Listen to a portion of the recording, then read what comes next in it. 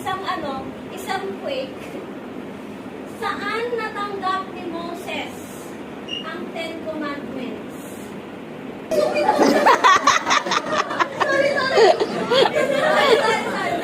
There's no Catholic.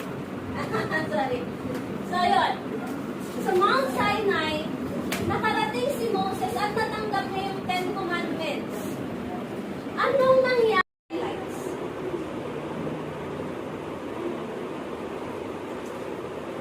The golden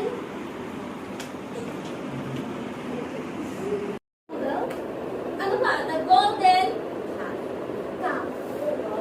Yes. Galing! Ang galing pa ngayon! Palakpakan! Oo, pero wala pang clock na yun. Okay. So, nakita ni Moses yung golden calf sinasamba ng mga Israel. Ako, pagbasa niyo po para po kakaat mo yung pakiramdam niyo, para po hindi niya po maalala yung function life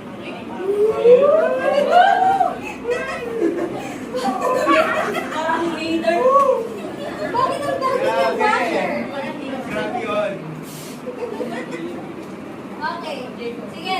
Sabi niya, nakakalimutan mo daw or hindi mo mararamdaman yung mga problema. Imagine mo yung palang yan ang problema na agad.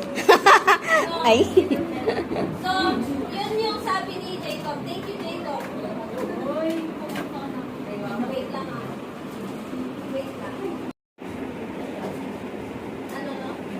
Upset, yes. Paanong paraan niya pinakita yung pagiging upset niya? Hawak niya, remember, hawak niya yung Ten Heavenly Father. Okay? Yung Jehovah, yun yung tawag kay Jesus Christ sa Old Testament. Okay.